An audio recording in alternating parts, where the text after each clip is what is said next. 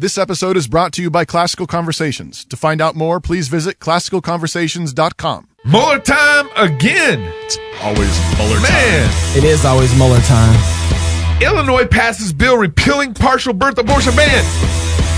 I did it. Brian Sussman coming on the show. That was good. Meteorologist. And pro-life Cody Lee. Oh. Yes. That's right. Cody Lee. Yep. Hey, y'all. Welcome to the show. Pastor Toby, Chuck Knox, Waterboy, and the good Bill Garraway in the studio. What? That's The OG. right. Oh, yeah. Thank you for joining us on the Fight, Laugh, Feast Network, supporting the club. Check us out on Facebook, YouTube. Did you say this is cross-politic? Yes, I did. Oh, okay. Check. On the Fight, Laugh, Feast Network. We're gonna talk about a wonderful feat right now that just happened for the Fight Laugh Feast Club members. What was that? Oh, man. So we just finished.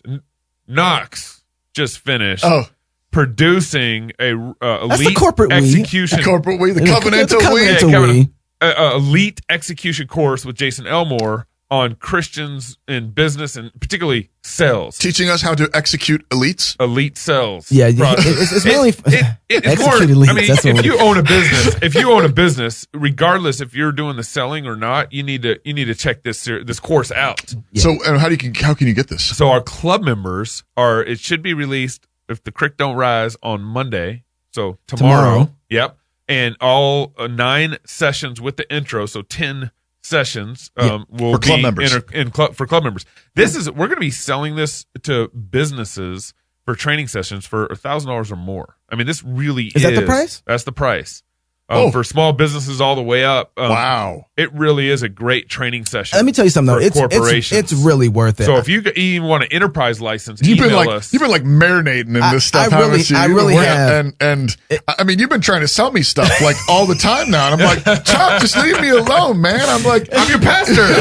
He's like, hey, you want to buy this? After this segment, you'll get a chance to see the trailer for Elite Execution. Yes. It's an excellent product, and I just commend it to. So I'm happy for all the Fight Laugh Feast Club members. Thank you for holding in there with us and waiting for this to come out. And next, Raising Sturdy Kids, I'll have that out next week. This is a good time. Next week. I'm behind on my side of things. It's a good time to join the club. It is. Hey, this show is brought to you by the G3 conference. We're going to be there. Of the G. We are? Yes. In January? In January. Oh, we're going to be there. Yes. The mission of the G3 conference is to educate, encourage, and equip for the work of ministry and for the glory of God. The G3 mission is built upon the foundation of Holy Scripture and upheld by 3 pillars: gospel, grace, and glory. Get it? Those are the 3 G's. G to the third power. It is our goal to see the people who attend the G3 to reach the neighborhoods and nations with the gospel. Oh, they're post-mill. The 2020 G3 conference. Man, you're messing me up. I'm sorry. My bad. January 16th through the 18th, 2020. Register now at g3conference.com. And your favorite people at Cross Politic are going to be there. Yeah, and I think we got some people on our network that are also going to be there. Okay, yeah. So check it out. Oh, really? Is that Matt in Atlanta? Williams is planning on going. Is that in Marcus Pittman? Is that in Atlanta? It is in Atlanta. Next to Bojangles. In Georgia? Where they be protecting babies? Yeah. Oh. And where the Hollywood elites that we want to execute are leaving? Mm-hmm. But we're going to come rolling in. Cleaning house. And we headed to Georgia with all our Jesus to send some support to the governor's way. Yeah. See, that's what I mean. Like, he's been marinating in this stuff, and it's like it's getting anyways. I'm excited. Yeah, g3conference.com. Also, just want one more plug. Same page summer. Oh, yeah. Bible reading challenge. I started already. No. You're not allowed to start till June 3rd. I started on Monday. June 3rd. Uh-huh. We're supposed to get on the same page. Same page. Don't worry, you guys will catch up with me. I'm traveling next week, so it's going to be a little hard. Yeah. Christkirk.com/Bible challenge. You can find the reading plans there. There are people all over the world from all kinds of denominations. We're just reading the Bible together this summer. The New Testament. We want to read the whole thing, 3 months, knock it out, marinate in the word, feast on the word, be equipped to, do your thing. I'm excited. Fight, laugh, I'm excited to be Yeah. reading the whole New Testament with everybody, all these people across the world. Yeah, on the same page. In order to do that, you should start with us on June 3rd, Gabe. Yeah, don't worry, you guys will catch up. Message. Trust me. All right, so we have this whole Mueller report finally coming to a conclusion with Mueller. Every time you say Mueller time, I want to have like a can opening sound. I know. You should do Can that. you do that for me? Mueller time. So if you guys remember, the Mueller team was tasked with actually investigating Russian interference in our election. That was original. Who tasked them? Who tasked Department of Justice? Who's that? Attorney General? Yeah. The original. Who's the Attorney General then that got fired? Comey? Was it Comey? Oh, I yeah, think it's Comey. Comey? Comey Comey. Okay. And they were tasked with investigating Russia interference in our 2016 election. Okay. And then it kind of turned into an investigation on the Trump administration. So it somehow, somewhere along the way, it got broadened. Well, because Trump won. Yeah. It was obviously him. Yeah.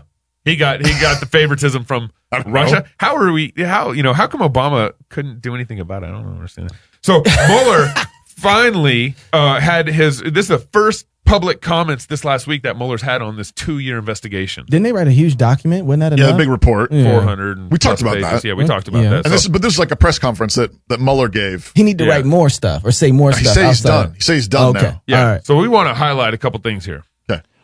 The special counsel's office is part of the Department of Justice, and by regulation, it was bound by that department policy. Charging the president with a crime was therefore not an option we could consider. The department's written opinion explaining the policy makes several important points that further informed our handling of the obstruction investigation. Those points are summarized in our report, and I will describe 2 of them for you. First, the opinion explicitly permits the investigation of a sitting president because it is important to preserve evidence while memories are fresh and documents available. Among other things, that evidence could be used if there were co-conspirators who could be charged now. And second, the opinion says that the Constitution requires a process other than the criminal justice system to formally accuse a sitting president of wrongdoing. So first thing he says there's president cannot be charged with a federal crime while in office, which to me just begs the question, well, why are we spending $30 million on something that we can't do anything about? We need to document it. That's what he answered. He said he answered that in the. We need to document what happened while the memories are still fresh. Right. Yeah, but I think for $30 million to document that, it doesn't make sense to me. Just in case there's co-conspirators too. Well, it has to be written in gold. Well, it was written in gold. $30 million. Let's be honest. The government has to find ways to spend your money. So let's just tell the truth right up front. Right. Remember, $30 million. What, there's like 50 investigators on the case. 2 years. 2 years. Over 500 plus interviews on this. And then you can't do anything if the president really did something wrong. But it was the Department of Justice can't charge him. I mean, it was a mess, though, Gabe. I mean, it's like a mess. I mean, all these people, conspiring people with other people, and those people connecting with some guy in England, and some guy in England connecting with the guy at the Russians. Well, that started with Hillary. But what happened in I know, but I'm just saying it was a pretty big mess, and so it kind of takes a long time to untangle that. Doesn't hold it? on, but yeah, sure, yeah, it does take some time. But what happened to the original purpose? What was the original purpose? He read it actually at the beginning of the right. He read it. Are we charging somebody? No. With the original purpose, which was to find somebody who was the guys who were messing. Yeah. No, the original purpose was to investigate, and he says we investigated, and at no point was it an option for us to charge them with a crime. It was never in purview. The president. That's the president. But I mean, the original purpose was to go after the guys who were messing with our election. Yep, the Russians. The Russians, right? Where's the conclusion on that? We can't charge the Russians with anything. Where's the conclusion on the Russians? Right. But they said there was insufficient evidence. No, for Trump, not for the Russians.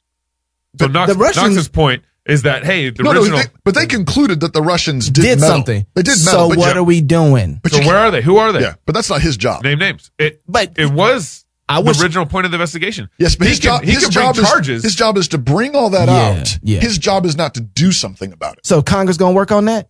That's their job, but I doubt it. I doubt it too. So I guess I was thinking about all this. they want is something a rock to throw at Trump. Well, yeah, that's what the House wants. Forget Russia, right? Yeah. Forget Russia. No. So I was thinking about this. When did you know you couldn't charge the president with a crime? With a crime, they knew that before it started. why is it we are not hearing about it until after we've spent the $30 million? I think that's fair.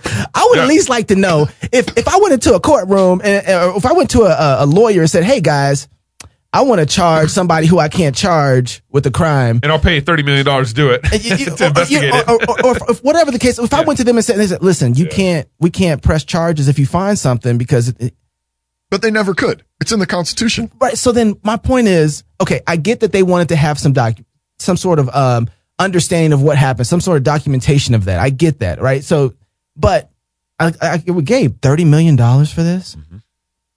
To what end? I don't know. Bill, what do you think? He's over there laughing at us. He's just laughing. What's $30 million in Washington, D.C.? That's nothing. That's pocket change, bro. Well, why do you think they're doing this, Bill? Oh, they're trying to... Hold on, get on the mic for me. They're trying to put a cloud on Trump's presidency. And what do you think? What do you think Trump's response is going to be in all this? Well, I think he just declassified all the files on this. So I think there's going to be some things coming out that the Democrats don't want to see. So can I get access to those declassified files, or is it where are they right now? I think they're probably clearing them for in process. Yeah, going through the process of clearing them, but then everyone will be able to see them. So you think these Democrats though are they barking up the wrong tree? Like you think this is actually going to come falling back on their heads? Oh yeah, I think they're making a big mistake in this. What are they going to find? They're going to find that, well, one, Comey already discussed it, but Hillary Clinton had a private server, which she wasn't supposed to have as Secretary of State. And there was all kind of stuff on there. We know that she deleted 33,000 files, some of which had top security information in it. Yep, which Comey actually discovered there was at least 7 instances. And that is going to be more exposed in the declassification process. You think that'll be exposed, and what was classified will be seen, and right. The fact why Hillary eliminated those things will be found out. Okay. Do you think so? Because I keep on thinking, to me, the only other person who's more untouchable than Trump has been Hillary Clinton. Yeah, but I think Trump's supporters want to see this. Yeah. And I think the Democrats have already overplayed their hand and going after Trump. So this is and he's ready to show it. Trump is playing chicken with the Democrats. Well, let's get to that point. Why did Trump not bring out these files earlier then? I don't think Why did he declassify a year and a half ago? Well, I think it depends on how far you get down the chicken road, the rabbit hole. So yeah, I mean, like it's like you sort of you're upping the ante. So they say, well, we're going to come after you, and he says, well, come after me. Yeah. And then they say, well, no, but we're really going to come after you. He says, okay, then let's do this. And I think it's at the end of the day, it's like who's going to be more embarrassed first. And I don't think. I mean, here's the thing: you're dealing with Trump.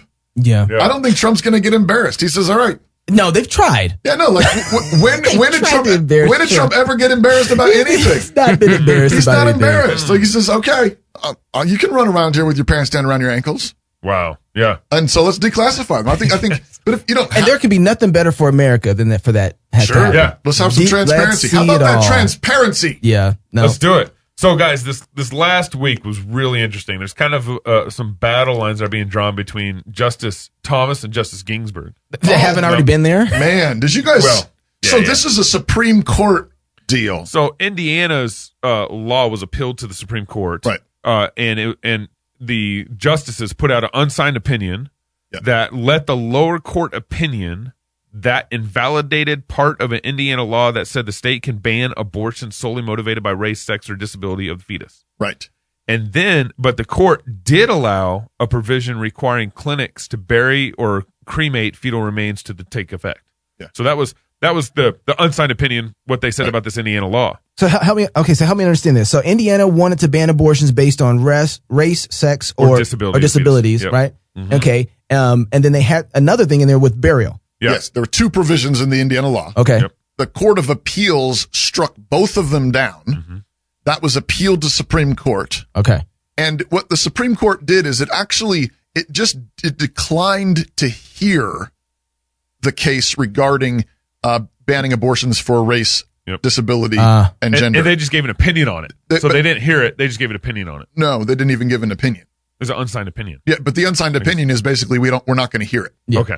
That's all they did. Yeah, they didn't pull a Roe v. Wade. So there's no actual decision made. All right. They just said, and Thomas actually said this in his opinion, his concurring opinion or something, I don't know what it was called, but he said basically, he's willing to go along with this as it's been the historic practice of the Supreme Court not to take up a case until it's actually been appealed by several lower courts. Oh, it's not big enough for them yet. This is only the first one. And he says, but we most certainly will have to deal with this. It's coming soon. And his hope was, he said in his opinion, that the time that we need to get a good consensus on the Supreme Court will develop. Is that his Mueller time where he's like sitting here, hey guys, do more of this? Well, what he did, I mean, get it, guys. Go Google this. Yeah. If you haven't already, Thomas took the opportunity. Wow. To come off the top ropes. Hey, is the Idaho governor listening right now? Because Thomas Bully Pulpit, our governor needs to do the same thing. Brad Little. For real. Yes. Sir, Mr. Little, check it out. Clarence Thomas went to town. He did. 20 some odd pages on the connection between eugenics and abortion. Yeah. Going back to Margaret Sanger. Yep, that was good. I mean, he pulled out a G.K. Chesterton quote. I mean, the guy was going on fire. I was yelling amen while I'm reading it. Oh, my goodness. And here's the thing, people. We want to end abortion as fast as we possibly can in this country, but this is one of the reasons why these laws are worth playing. This is why these laws are worth running. Yeah. Like the cremate, bury the fetus. Yeah, all of it. I mean, he stood up on the platform that God gave him. Yeah. And he pulled out his bullhorn and he said, people, this is the truth. I will say he did have one comment in there that I thought was pretty atrocious. What's that? Where he said the Constitution itself is silent on abortion. Yeah, I thought that was sure. So he did have that, and I was like, so that means that he holds to the Scalia view, right? Which we've talked about before on this show. Who was it we talked to? Josh Craddock about the 14th Amendment. Yep. Who's got a great paper arguing that the common view of a human person when the 14th Amendment was passed would have included unborn person. Yeah, that was on Harvard, right? It's Harvard paper. A Harvard law, I think, Harvard published law. that. Yep. Scalia, good man, who's now hopefully with the Lord. He was a Catholic, but pro-life man. Clarence Thomas also seemed to be holding a more like states' rights, like 10th Amendment view, saying the Constitution is silent, so the state should deal with abortion rather than the feds, which is, of course, better than what we got now. Yeah. I'd rather have states free to just decide what they're going to do. But I sure like Craddock's argument that the 14th Amendment actually protects unborn babies. So here's what Ginsburg says in her side of this opinion. Yeah. Do we have to? Well, Clarence Thomas took a shot at her in one of his footnotes. He said, I don't understand what she's even trying to say. He literally said that. That's bad. And she replied in one of her, like in a note on her end of things. Yeah. So one of the things that she said was, this case implicates the right of women to choose to have an abortion before viability and to obtain it without undue interference from the state.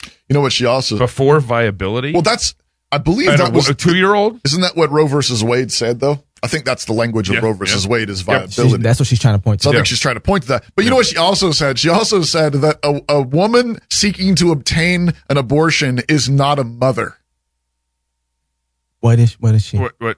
You got me. Because Clarence Thomas... God bless him. She's sick with a parasite. All through his opinion, all through his writing, his essay on this refers to mother and baby, mother and baby, mother and child. Wow. All through his thing. I mean, just loading it. And maybe to the extent that Mueller is sort of like trying to, lift this all up to the Congress and say, here, I've done everything I can, guys. Thomas is like, here, everybody. Here, Margaret Sanger, eugenics, Nazis, abortion. It's all here, people. Mother and baby. I got halfway through Thomas's letters, about 10 pages in, and I had to stop for a second because it messed me up. Here we are. When did we really beat eugenics? 1940s was kind of when we finally... That's what you thought. That's right. I thought we had beaten eugenics. And here he is rolling out for me a historical lesson of when eugenics started, when it really started to catch ground up until the current time. Really quickly, just make sure all of our listeners, our audience understands. Eugenics. Yes. It's basically... I'm trying to figure out a simple social Darwinism. Social Darwinism, where you can decide. It's race-based. It's based, race-based, and the strong survive. Right. The weak get conquered, and we get to decide who's strong, who's in charge, making the perfect human being. It's the logical inference if you've seen from Darwinism. If you've seen 300, it's exactly that. Anybody who's weak, anybody who's hurt. I don't think I'm allowed to watch that. Okay. I don't even know what that is. They kill them. Yeah, no, but exactly. And the idea is if the strong survive and the weak are in the way of survival, we create the perfect species. Then we want to help nature out by eliminating the weaker species. We play God. And we play God. And so and at the time it was believed that certain people have higher developmental abilities, higher intellectual abilities, and it was frequently tied to race, which actually makes sense if Darwin is right. Darwin is right. Yeah, and we get to decide what those things are. Right. What's valuable. So Margaret Sanger and others who were involved in eugenics believed that we wanted to help nature out by eliminating people with disabilities, eliminating people with certain races, because they were the weaker, feeble. Yep. And that was exactly what the Indiana law was saying. Fine, whatever else is going on, this may not be. Let's not do it for this reason. Not for these reasons. And you would think feminists would be a part of this. Right. Yeah, no killing girls. Right. You guys are trying to kill girls for abortion. No, we won't do that. Which is a problem now in the Far East. I mean, China has got a massive problem with underpopulation. India as well, because there's all these men and no women. Because 50 million more men than women. All the girls have been aborted because they weren't as valuable as men. Right, exactly. But you don't get men unless you go through from women. Right, they have to have women. Well, it's like It's like Disney Studios. Saying we're not going to go into Georgia if this abortion law takes effect. It's like you insist on women. On there being no children so that you can produce content for children. Yeah. Well, even in the feminist side of Walt Disney right now with the Marvel stuff. You don't understand economics. Yeah. Go ahead. Sorry. So anyway, let me go back. So I was reading through 10 pages through, and I'm sitting here saying, I thought we beat this. I thought we won. But what it felt like that we were fighting Hydra. We cut off Red Skull's head, and all of a sudden, it come back, but inside of the very thing that we thought inside of our own organization. So now it's a part of S.H.I.E.L.D. And we've been functioning and acting like this hasn't been the undercurrent. Oh, I see what you did there. You see what we're acting and functioning like it's not undercurrent inside of our culture. And yet it's exactly the thing that's driving our culture. Well, this is like Revoice. Oh, right. Because it's like, no, we fought that battle in the 70s and 80s. The Bible's the word of God. The Bible's the word of God. Westminster Confession of Faith. And now you got PCA churches with people in them coming out as gay, not celibate gay, queer but not practicing or whatever. And it's the same thing. We didn't kill it. No, we didn't kill it. It came right back in. It's inside of our organization now. Or social justice warrior stuff. Yes. It's like, but I'm a Bible believing Christian and I believe in social justice. Yeah. Right. So I want Marxist light. With Bible verses on top. We thought we killed Marxism, right? Marxism is done. Socialism is done. Right. And it's come right back, except it's inside the very thing that was fighting it at one time. It's roaring. Right. And so, but it's like, I was thinking about this. It's like, we have been too nice in some ways on this subject. Oh, yeah. We have fought against Goliath and we have beat Goliath, but we refuse to cut his head off. Because that would be mean. That's right. That's too much. That would be gratuitous. You just went Quentin Tarantino just now. You just went way too bloody. David, did you really have to cut off the head and show it to everybody? Saul. They were children. Yeah, exactly. Exactly. Right. Saul, I know you just conquered the land, killed the kings, but you need to kill the prophets. Yeah. You need to take out all the sheep and the conquest. Think about the conquest. God warned the people, you're going to go into the land and you're going to start conquering. And at some point you're going to think, well, we've done enough. We got most of them. Yeah. We got most of them. But he said, if you don't actually thoroughly and completely wipe out the enemies of God, they're going to come back and haunt you. They're going to be a thorn in your side. Yeah. This actually connects to our interview with Brian coming up. Yeah. I was thinking about, so much to talk about still. We got to. I want to talk about this more. I want to, because there's actually a huge. I think we should keep going. A big discussion about this going on more broadly. Even in conservative circles more broadly. You don't wait till the third segment. You want to do it now? No. We're gonna come back, pick up with Cody Lee in the third segment, but let's drop right into Brian. Okay. All right. Cool. Okay. Oh, that's a tease, guys. This is not done. Okay. All right. Brian Sussman, right? Yep. All right. Coming up next, Climate Gate. What? Yeah, we about to do that. Get ready. Next, more cross politics. If you need a little red meat in your diet, Pastor Doug Wilson. The demand for absolute tolerance is a transitional move designed and intended to break down the old norms. The demand for absolute tolerance does not and cannot countenance sacrilege toward the new norms. This is why the devotees of the new tolerance are the most fiercely intolerant people on the planet. They tolerate transgression of the old norms. In fact, they positively encourage it in the name of sacred tolerance. But if someone throws a dead cat at the high altar of their rarefied and holy sensibilities, polyamorous, transgender, transabled, whatever, woe betide that guy, as we say. To enjoy more red meat of this kind, check out the podcast on iTunes, or for more blogging of this particular nature, blog and Mayblog at DougWills.com. Kind of sticks in your teeth, don't it?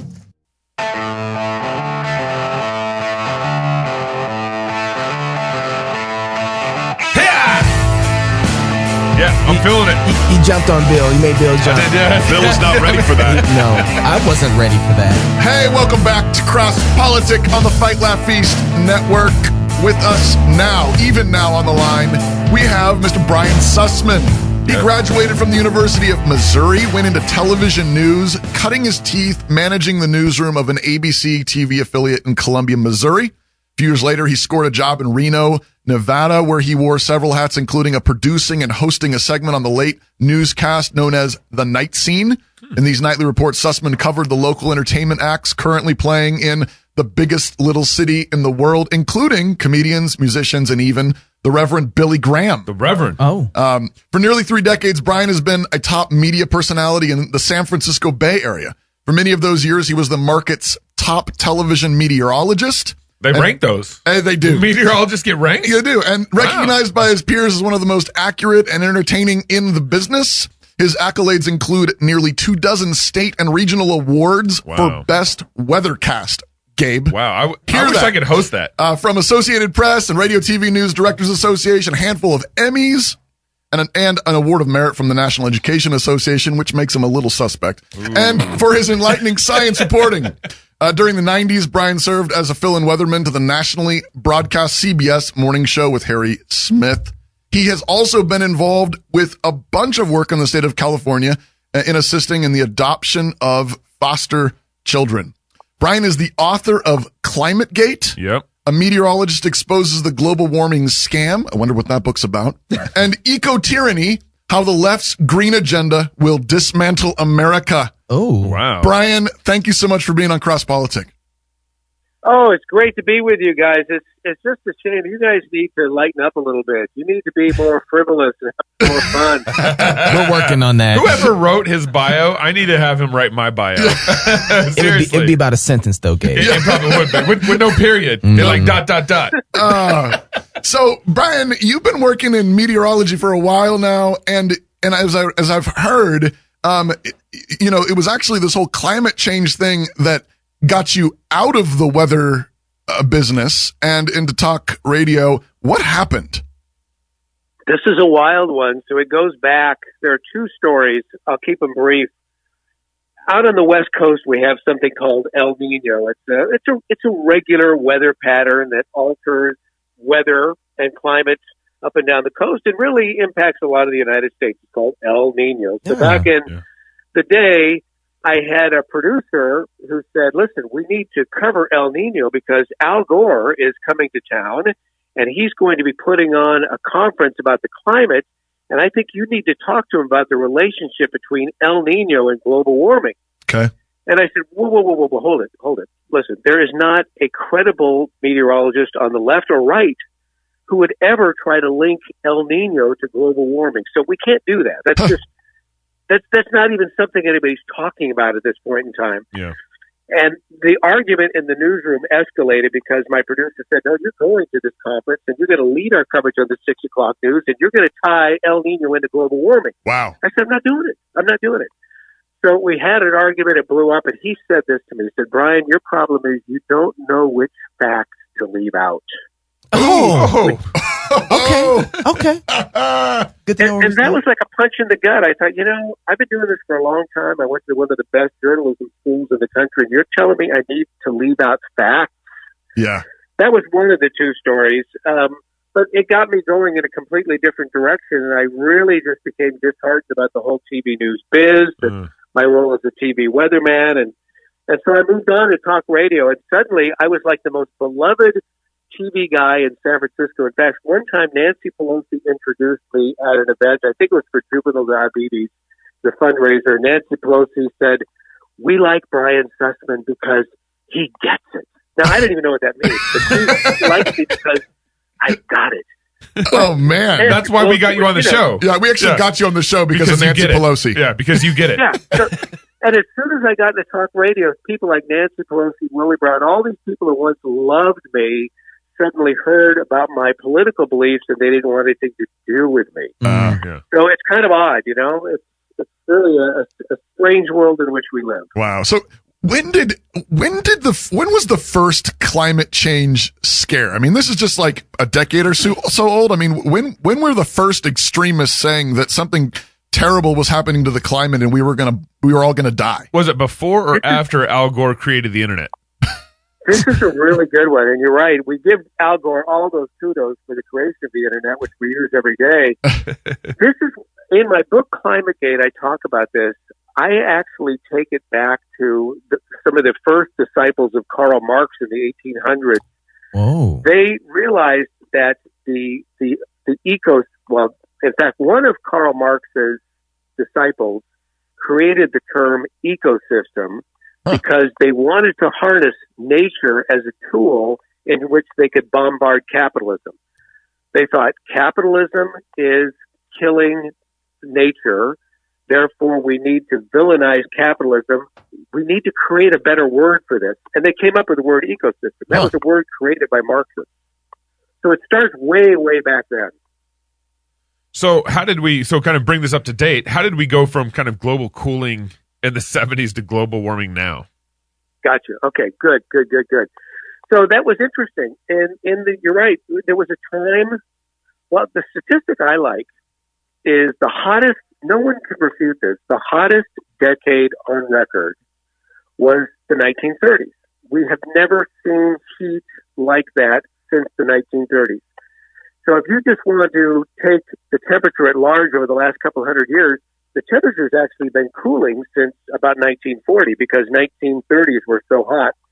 So there was this period of time in the 1930s where the temperature was warming. No one was blaming that on mankind. Then we started cooling, and then all of a sudden the hippies started to take positions of power in the universities. They said, well, there's cooling. My goodness, this must be because of capitalism and its effect on the environment. Oh, we need to start a movement called global cooling. So they thought capitalism, the use of fossil fuels, etc., was killing the climate and cooling it. And then suddenly it warmed.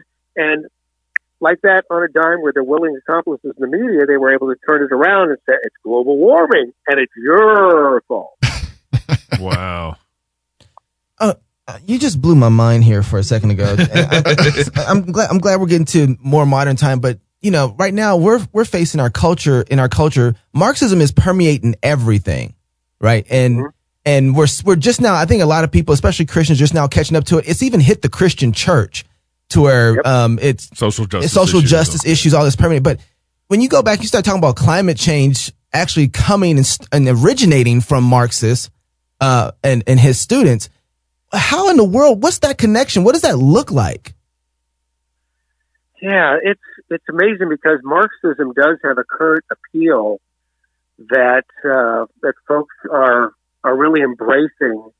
And at the end of the day, Karl Marx had something, he called it the laws of matter, M-A-T-T-E-R, the laws of matter. And if we were to boil the laws of matter down, I hope this helps answer your question.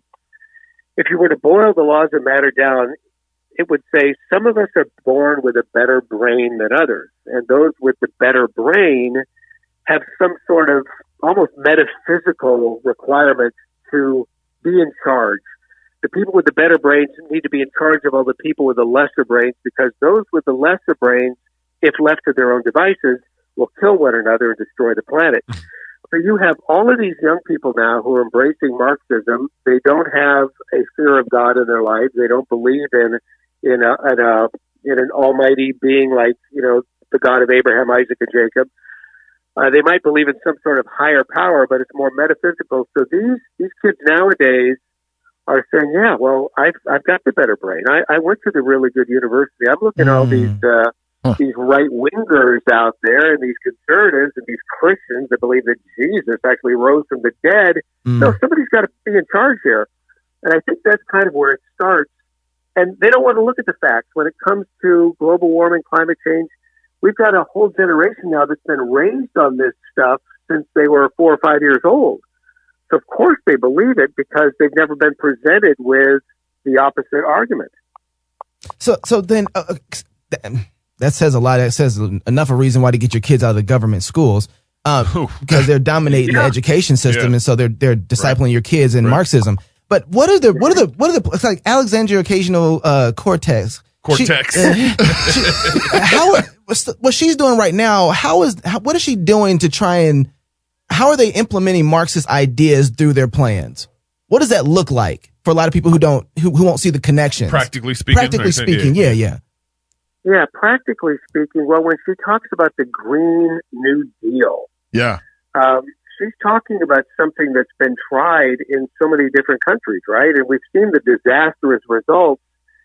But you have this Green New Deal that's being wrapped in all of the trappings of the current youth culture. Boy, we can do the new Green Deal, and we can use Twitter, we can use Facebook, and we can use Instagram, and we could probably even use Tinder. Anything possible in order to sell this idea to the willing masses. And then you look at a person like Ocasio-Cortez. She's an attractive woman, and she speaks. When I watch her on TV, it's almost magical watching her. She's really captivating. You just turn off the sound and don't listen to her. You're thinking, I like this girl. She is really cool. She seems engaging. She seems likable. So to me, I mean, if I can go there, she seems like the perfect tool of the devil himself. Let me get this good-looking young woman to sell all of this dreck that's going to take this country down the drain. Wow. It seems like one of the ways that Christians are easily duped by environmentalism is that we have a natural instinct to want to, we know that since God created the world and the world is we're to steward it well.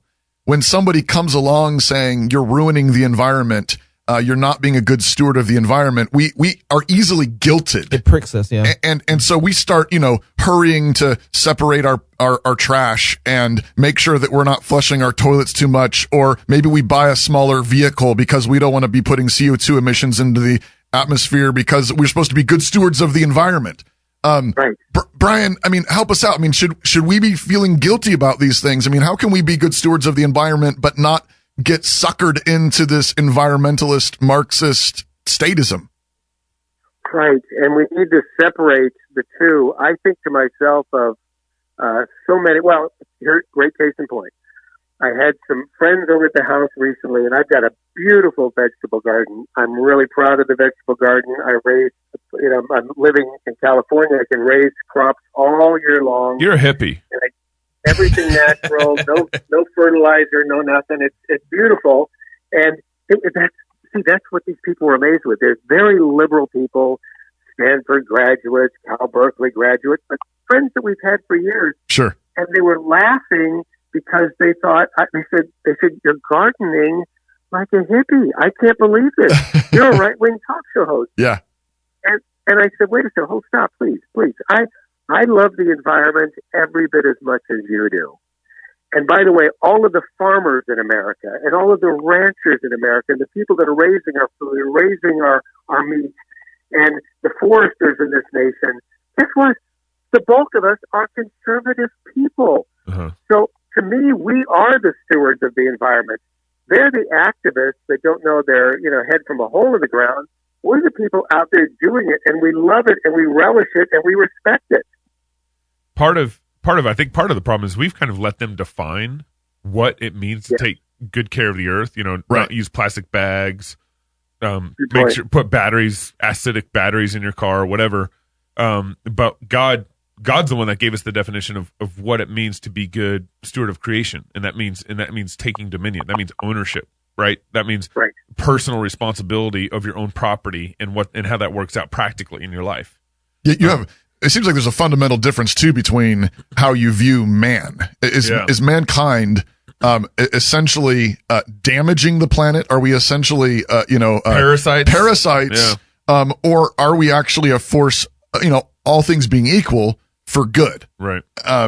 That's a massive difference. And do we I would agree with the latter part of your statement. We are the force of good. I mean, just look at what we're able to do here in the United States with our wonderful resources and our technology. I mean, we can go to an absolute disaster, a chemical disaster, a nuclear disaster, you name the disaster, and we have the resources and the ability to clean things up and return it as if it was the new earth. I mean, we can do that, and we do that. And many of those things that when we do the cleanup, much of it is actually powered by fossil fuels. Yeah, no, it's real. Yeah, true. I mean, without them, amazing. without the fossil fuels, we would be in trouble. Yes, we would. And, that's another myth. Okay, so carbon dioxide, we're told that it's a pollutant. No, carbon dioxide is a fertilizer. It's necessary for life. We can't live without carbon dioxide. And then the other part of it is there is a finite amount of carbon dioxide within the system of our planet. And there is a carbon cycle. Just like there's a water cycle, there is a carbon cycle. So it's not like we're ever going to be creating more carbon dioxide than has ever existed before. But this is a myth that's been perpetrated by the likes of Al Gore, et cetera, to actually vilify carbon dioxide. And the whole idea of a greenhouse gas, hey, listen, greenhouses are good. That's where we grow things. And without the greenhouse effect on planet Earth, we would be as cold as the moon. Mm-hmm. So what's the agenda driving this whole thing? Why do people keep coming back to this again and again? Yeah, I think it really is. I mean, you guys have touched on a few of these things. They want you to believe that. Well, okay. At the end of the day, I think it goes back to God, because they want you to believe, these environmentalists and those pushing that agenda want you to believe that this is all about mankind. They don't want you to believe that God gave this earth for us to have dominion over. If you just described to them, that sounds like, what a mean God. Give people the right to have dominion over the planet. They would rather look at the planet itself as being God as opposed to a heavenly being giving us this planet so we can live and therefore even worship Him. So I think at the end of the day, it comes back to something really spiritual and really deep. The irony, of course, is that in hating God's vision for mankind taking dominion of the earth, in order to get people to do what they want to do, the state has to take dominion of us. Yeah, that's right. And we have to become slaves of the state in order to properly worship Mother Earth. Yeah. Yes, exactly. and the Mother Earth thing is a big deal because they really do believe, it's Gaia worship, it's Earth worship. Yeah. And that, while that's incredibly spiritual, that's incredibly well received by people who would otherwise tell you they don't believe in God. That's so true. Right. So, Brian, how, I'm sorry, go ahead. No, go, you. So, Brian, how is it that we win the day with this? Because right now, a lot of us want to laugh at some of the Green New Deal, but then you got states like New York who are pushing through a lot of this, a lot of the legislation, and they're starting to follow suit. So it's not a laughing matter. How do we win the day? Wow. Yeah, because it seems like we're so outnumbered, doesn't it? We have the entire mainstream media that is not on our side. Well, okay, here's how we win the day. We win the day in little steps, like, for example, with your show. This is how we win the day. We utilize social media to put forward a message that uses common sense, real science, and humor. Yeah. That's just one of the things. And I think these are the little things, for example, that gave us a brand new day and age in America, where suddenly we have a complete political shift in this country that is so far pulled away from the establishment. Now, how did that happen? Well, it happened in little steps. People just said, I'm sick of this. I won't take it anymore. I need to do something. And whether that's just have a little meeting of like-minded people in your backyard for a barbecue, and go all out like you guys are doing, actually putting a show out there for people to see and listen to and enjoy, I think that's what we have to do. Little steps, because we don't own the big platform. Those aren't ours. Yeah. It seems like conservatives have been responding to arguments, spent a lot of their time responding to the Democrats, and not really been casting kind of a vision It's really good, Gabe. of what things should be looking like. It's really good. Well, rather than letting them always start the fires, we need to be starting fires of our own. Yeah. That's right. Yes. Yeah. And Brian, you're starting some. Go ahead. Well, we just need to not be fearful. I mean, like you guys, right. I'm listening to the sounds of your voices. There's no fear here. You're confident in what you believe. You have a message that you believe is going to be, that will resonate with a lot of people. And so you're out there doing it. I think that's the secret sauce. This is really encouraging. I'm getting ready to go out and just start my car, and I'm just going to run it. I'm just going to run it for a while. Turn the heater on during the Get the summer. air conditioner going. I'm just getting the AC going. I'm just going to crank it up. I'm just to the glory of God. Brian, you're starting some fires yourself. I hear you got a new show that you started, a new podcast, right? Yeah, I've got one. It's called Hidden Headlines, Faith, Family, Freedom. And what I'll do is every week just unpack a topic that needs to be unpacked. For example, I did one recently on carbon dioxide not being a pollutant, but instead a fertilizer. That really resonated with people. I did another one recently where I'm just talking about America's Christian roots. Most people don't understand that the big colleges in this country, Harvard, Yale, Princeton, those were initially essentially Bible colleges. Yeah. Right. Yeah. Those were colleges where they wanted to use all of the world's great writers and readings and even the Bible itself to equip pastors to go out and spread the gospel to other countries. So most people don't know that. Yeah. Right. And I really like to just unpack those topics because I find that they're not being taught in public schools. Therefore, it has to be programs like yours or mine in order to get that message out. Yeah, and we need to create helps for homeschoolers so they can get their kids out of the government schools. Well, and you have an example there. we got The Egyptians plundering the Christians Yeah. and taking over the universities. There you go. Yeah, we got to flip it around. Yeah. Brian Sussman, Climate Gate, available at Amazon, I'm guessing, and everywhere books are sold, right, Brian? That's right. Or go to briansussman.com. briansussman.com. was gonna ask you about that. BrianSussman, briansussman.com. Very Right. good. Thank you, Brian, for joining us. More Cross Politic when we come back. Brian, hang on the line for a minute. Classical Conversation supports homeschooling parents by cultivating the love of learning through a Christian worldview in fellowship with other families. We provide a classical, Christ-centered curriculum, local, like-minded communities across the United States and in several countries, and we train parents who are striving to be great classical educators in the home. For more information and to get connected, please visit our website at classicalconversations.com. Classical, Christian, get connected, get community. Hi, I'm Andrew Klavan, host of The Andrew Klavan Show on the Daily Wire. I'm going to be speaking up in the chimney of northern Idaho this summer at Called Conference, which runs from July 15th through the 19th. I'll be giving my testimony, which is Christianese for the story of my conversion to Christianity, as detailed in my book, The Great Good Thing. And I'll be talking about why Christians should be involved in writing movies, like the movie I wrote, the Gosnell movie. Called Conference is a worldview conference for Christian high schoolers. They want to challenge you to become the next generation of cultural leaders. So if you want to register, go to www.calledconference.ninja. I hope to see you there. Yes. That was loud and in That effect. was loud. Yeah. Brian Sussman. Check him out. That was good. Man, there's so much. Climate Gate. Yeah. Welcome back to Cross Politic on the Fight Laugh Feast Network.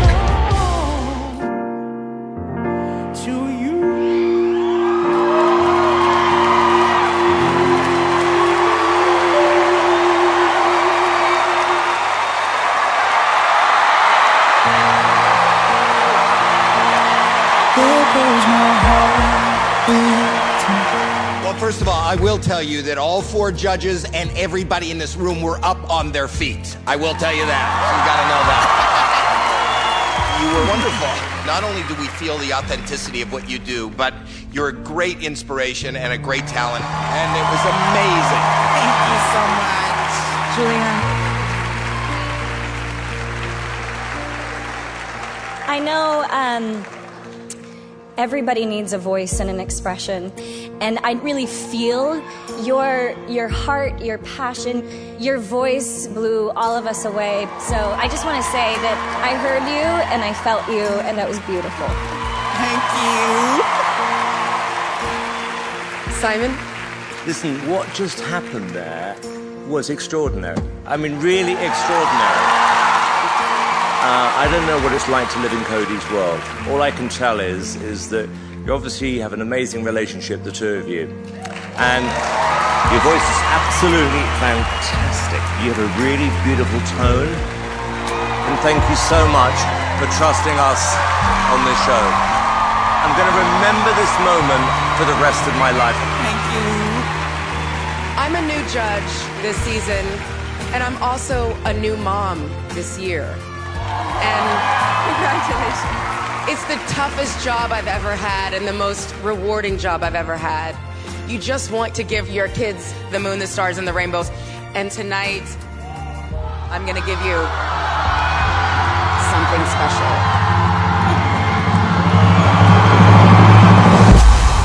Climb every mountain and swim every ocean just to be with you. Now, we've been watching this all morning. You can't talk. Everyone deserves a voice. How about it, America? Right? Mother, being a mother, it's hard work. So hard. Most rewarding Job. Simon is going to remember this for the rest of his life. He's going to remember this for the rest of his life. What a beautiful voice. America has gone absolutely bonkers over this guy. Yeah. Oprah's tweeting. Oprah! She's tweeting about Cody. She's moved in her living room, if I remember correctly. Oh, really? Moved. Yeah. Twitter went crazy over Cody. Yeah. I saw this. I didn't watch this live. I was flipping through the final games and watching some NBA stuff. Yeah. And happened to flip through onto Inside Edition. I didn't even know they were still on TV. Inside Edition was playing this clip from Cody. Yeah. Talking about how moving it was. Right. This is an autistic, blind 22, 23-year-old guy. Yeah. And when you see him come up on stage, his mom has to bring him up on stage. Right. Has because to he's move blind. him to He the can't piano, set move him to the up, piano. yeah. He can't really even have a conversation. He can communicate, and Yeah. say thank you and all that Right. stuff, but he can't really have a conversation. And he sits down at that piano, and it's just crazy. Right. That he just comes to life. And this is the kind of people that the Indiana abortion law was saying you can't kill. Yeah, you can't selectively. You can't kill. You know, That's right. And this is what and they're saying no, you can kill them. Yeah. They're too difficult. And this is it's the thing. But I mean, how many Cody Lees have we murdered? These are the kind of people that Netflix, Disney, who else is all trying to Hulu? Yeah. Are saying it's okay to kill. Yeah. These are the kind of, my wife was livid. Everybody, I was moved by the situation. My wife was angry. When she saw the clip? She pretty much. Because you're all standing there cheering. That's right. And then in 5 minutes, you're going to be shouting your abortion. Right. Mm-hmm. In 5 minutes, you're going to be insisting that it's absolutely necessary that you give the right to a mother to murder her baby. You don't care about Cody? No, you don't. You don't care about Cody's? And here, I was thinking about, okay, I'm going to say something that might seem a little mean at first, but work with me for a second. If Cody wasn't blind, if Cody wasn't autistic, his singing would be average. His singing would be, that's good. We've seen a lot of talented people. I've been around a lot of talented people, right? He's a good singer. There's no doubt about that. I'm going to take that away from him. Yeah. But it's him being blind and autistic, and the struggle that he's had to face for people who aren't blind and who aren't autistic. Right. It's the black sheet on the backdrop of a diamond that makes that look more beautiful. Yeah. He's overcome more. He's overcome more. And so you look at that and you say, I'm moved by that. All right? But let me say this. If Cody couldn't sing, if Cody was blind, autistic, and couldn't sing, had no talent at all, he would still be just as valuable. That's right. And that's because, that's the thing, it's because every human being is created in the image of the living God. Just because you don't get goosebumps doesn't mean that it's okay to kill them. But here's the thing. You're absolutely right. And every single human being made in the image of God, I believe, has something about them. Amen. Embedded in them, because they represent and embody the living and eternal God. There is something in them that would give you goosebumps. Absolutely. Even if we don't know what it is. But his mama, she might not always get the goosebumps all the time. Oh, and she doesn't. And she's the one up at late at night and having to calm him down and work through him. And here you are, son. And mom, I don't know where dad is.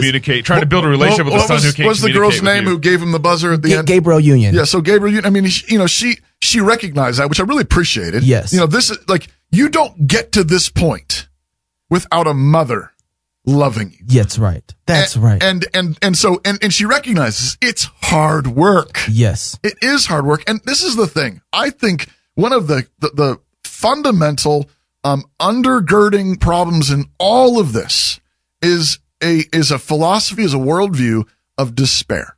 Yeah. Yeah, absolutely. We have given into despair. Right. We have said that ultimately this world is not meaningful. That's right. And that it doesn't matter and it won't work out. And that is the logical conclusion if there is no God. Yeah. If there is no God and there is no maker, then it doesn't matter, and what you're doing doesn't matter. Yeah. Hold on 1 second. I got a text from my wife. Yes, baby, you can cancel the Netflix. Thank you. All right, go ahead. But there's two arguments that usually come into play here when we talk about value of life. We talk about the image of being created in the image of God. We have kind of inherent value because we're created in the image of God. But then there's the other side of this when it talks about when we're saved by grace through faith. Yeah. Grace means that guys like Cody can be saved. Yeah. He can't process everything. Well, he can't communicate. He can't even articulate, I love Jesus. I don't know if he can even say that, right? Well, grace means that God can redeem every situation. Right. And so there's value in our lives because Jesus loves us. Right. So John the Apostle identifies himself as the disciple whom Jesus loved. Right. He doesn't identify him as I love Jesus. He's identified by Jesus loves me. The love of his Savior. This is why Jesus loves me. This is why Christianity is the most. It makes the most sense out of all the religions. It's the only one that makes sense of brokenness. Right. It's the only one that makes sense.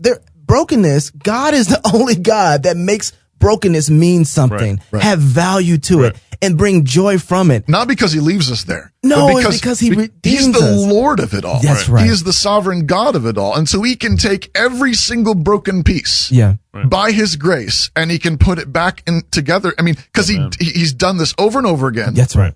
And he did this centrally in the gospel of Jesus himself. And if Jesus can save an autistic, blind, broken, physically broken man, how much more can he save a spiritually broken people? Yeah. And this is also too, like, me and my wife, when we that's the hope. That's the hope we need. That's right. Amen.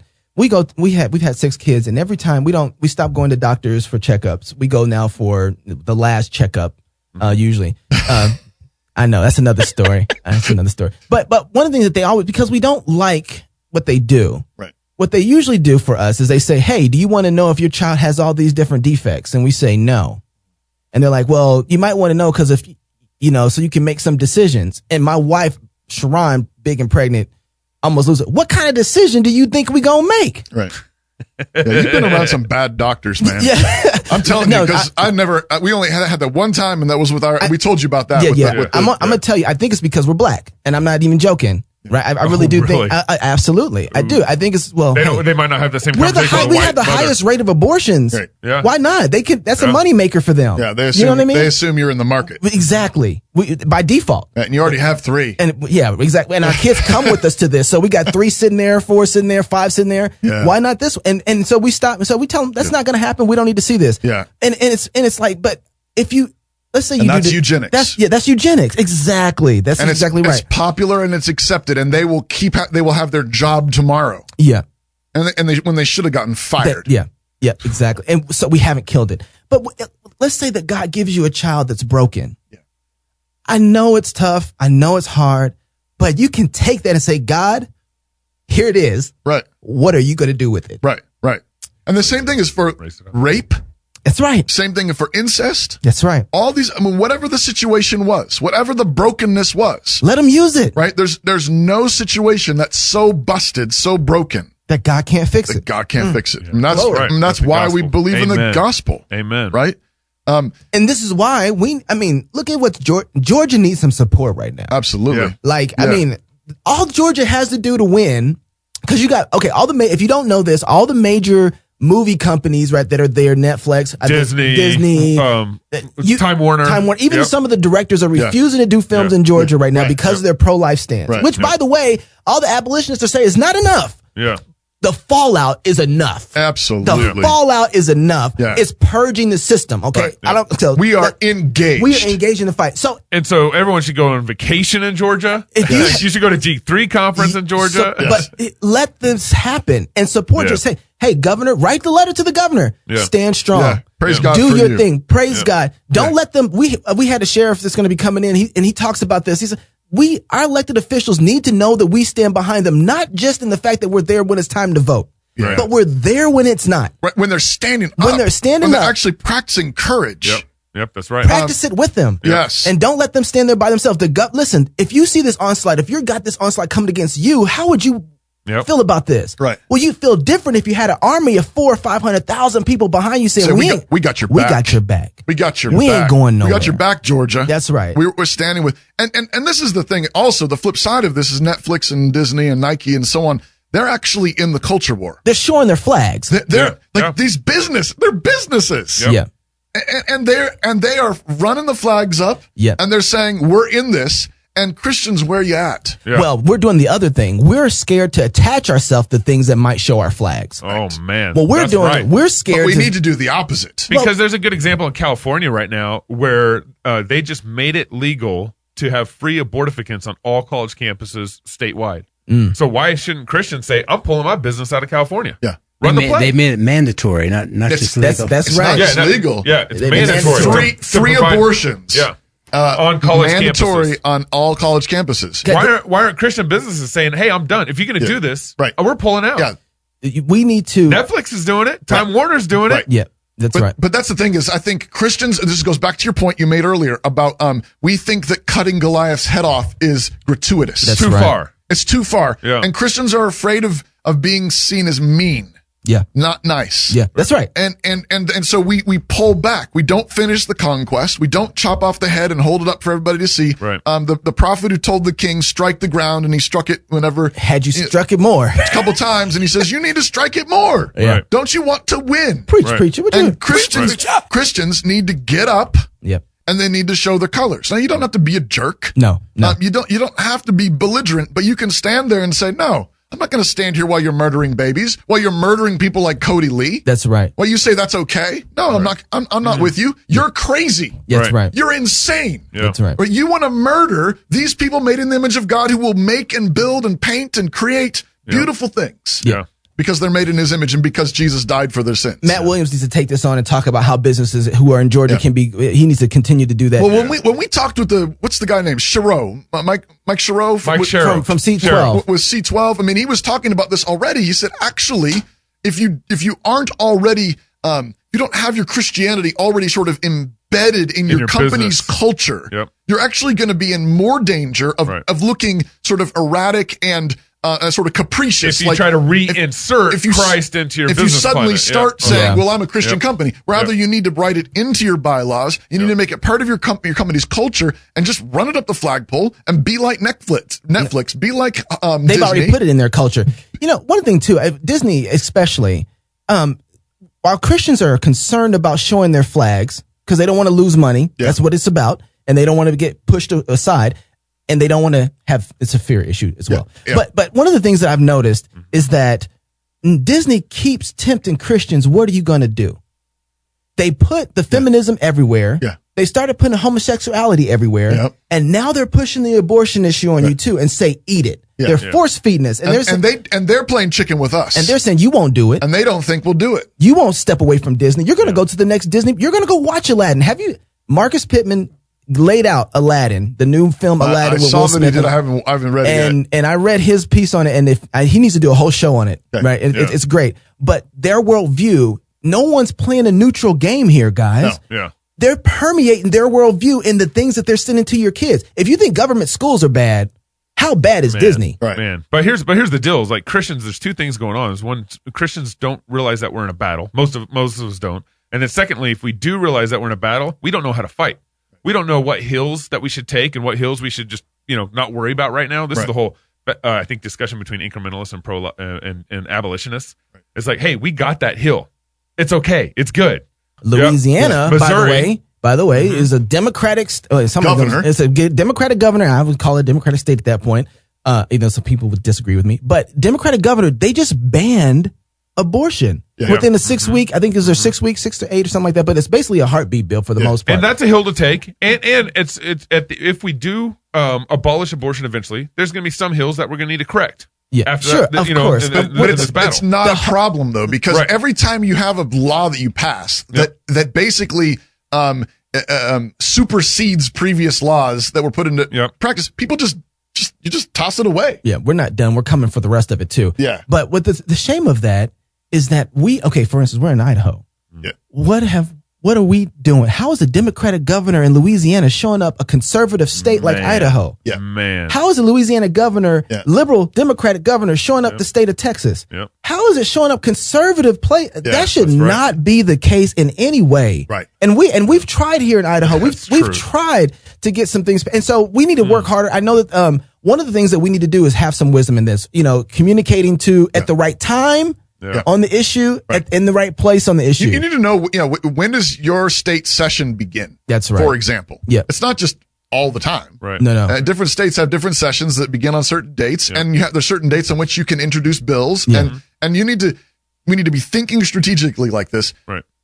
The other thing, though, is not only do we need to fight there, we need to recognize how so many other things in our lives are actually a place where we fight. Come on now. So when you go to church on Sunday, when you go and you gather with God's people and you sing psalms and hymns at the top of your lungs, and you listen to the word of God proclaimed faithfully, you're in a war. Yeah. You're fighting.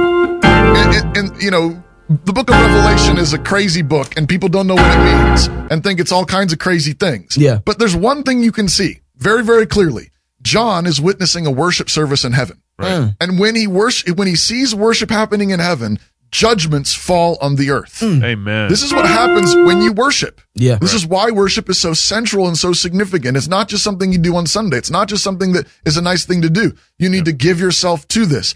Plan your week around it. Come on now. Don't do it if it's not like, well, if there's no soccer practice, we'll go. Yeah, no. No. It's you want to win this war? Yeah. Same page summer. Then you need to go worship your God. That's right. Yeah. Right? How did they take down Jericho? Worship. Right? And when Jehoshaphat is going into war, what did he send into battle first? Yeah, the worship. The choir went in first, right? That's right. To set ambushes for the enemies of God. Does that mean we can have tambourines in service now? You can bring your tambourine every Sunday, man. I will not send you away. But here's the thing. And then every day, when you're loving your wife, come on now. You're going to war. Come on now. Sacrifice. When you confess your sin and you forgive your husband, You're going to war. You're going to war. When you have babies, come on. Right. What are they? They're arrows. That's right. In the hand of a mighty man. Yeah. Right? You need to see this as war. And That's this is why are you going to send them over to the boot camp of the liberals? Of the unbelievers. Of the atheists. Let them sit in front of Disney all day. Yeah, right? I mean, or Netflix or whatever. Yeah. Who's discipling them? Who's sharpening these arrows to go into war? Amen. Yeah, and by the way, that's the answer to the Green New Deal, right? That's the Christian deal. The Christian deal. You wanted something for the climate change and all the answers for all that? Get married, have kids, love your Lord. That's the answer. That's right. The blood red Christian deal. The blood red Christian deal. Hey, you heard it here across politics first. Yeah, we do. We do all right, Mr. Garraway? Yeah, you're doing good. Okay, good. As long as we have our elder here signing off. He's just so talkative over there. Hey, if you're single, get married. And if you're married, have some kids. If you have kids, go baptize them. Until next week, love God with all your heart, soul, mind, and strength. Love your neighbor as yourself. Go fight, laugh, and feast. This is Cross Politic. Glory! Hallelujah! Woo! It's offering time. Making me cry in here. I'm trying to. I know. I wasn't trying to. Come on it just now. happened. Cody Lee. On camera, too. It's just the worst now. It's documented.